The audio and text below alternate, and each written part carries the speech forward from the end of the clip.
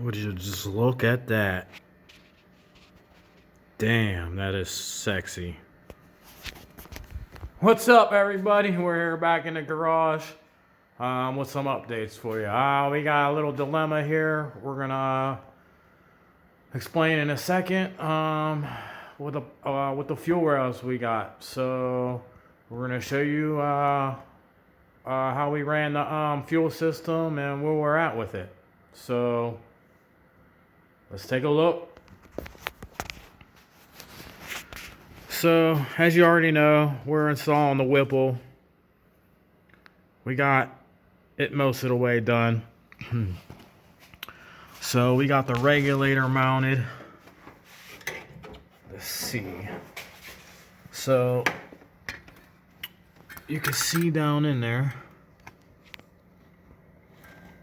the little space there, there's an existing hole that's already tapped, threaded. And they give you the Allen key bolt, which is a pain to get to because the fitting's in the way. But this is where the regulator is mounted. And then we got the return line down in here, running through that hole. And then we got the feed line running through the back hole.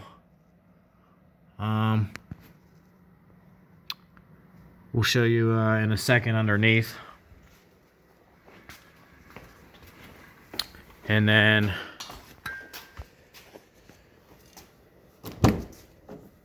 in here,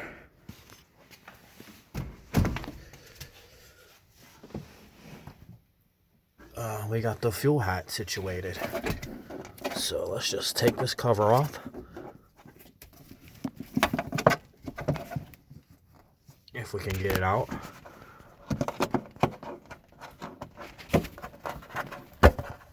Okay. So we got it out. We ran the plug through the hole. We'll zip tie the factory plug out of the way. But you can see the fuel hat's in. The fittings are on, the lines are on. And the wiring's through. So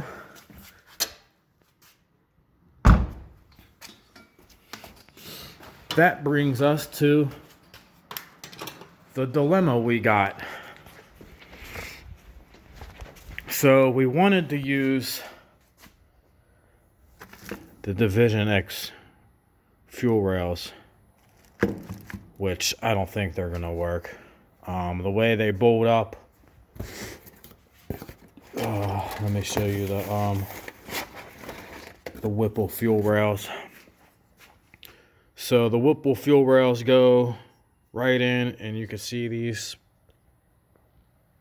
brackets built into the fuel rail, obviously, but that goes right into the Whipple, just like that.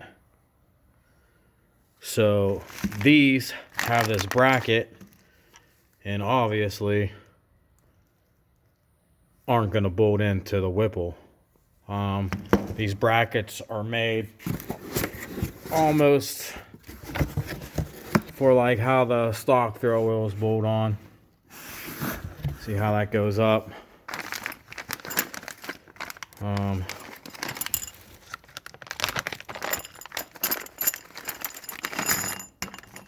So like that goes on there like that, or you would have it like that. We can't have it like that. So as you can see, it bolts totally different than this. So we might have to use these Whipple fuel rails. That might be the issue. We sent out some emails and questions about it. Obviously, it's the weekend, so we probably won't get any answers till the following week. So, let's take the sweet hood prop out.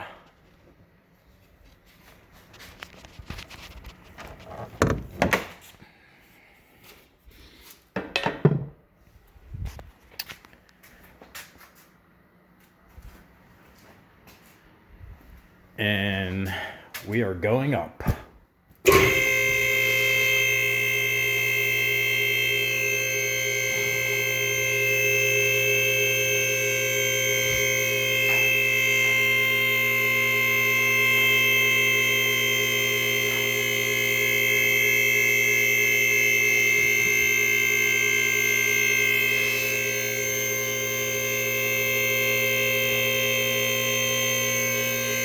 Up, up, and away!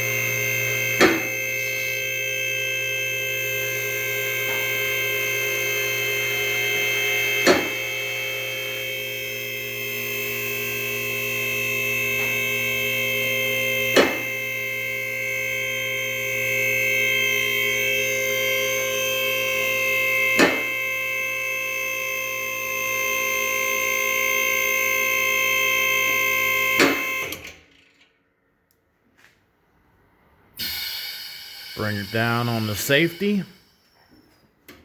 And there we have it. So you can see we got the heat shield back up in there.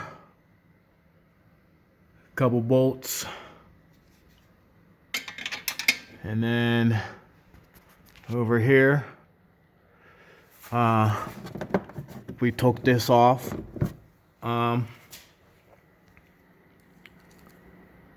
Pop these little things out, these clips. And then you can see this is where we ran the lines to. The feed and the return all the way down. There's the fuel filter. Got the clamps on. I tried to run it the best I could.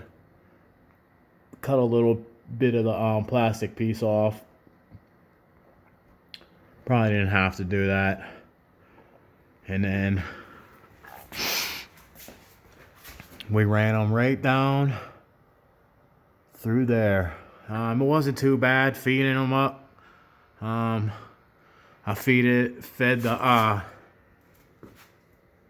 feed line to the fuel filter from the top to the bottom, and then I fed the return line from the bottom to the top.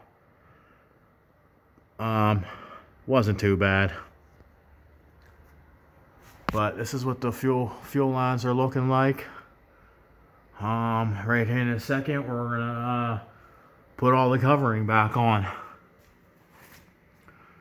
But I just wanted to give you guys an update. What was going on.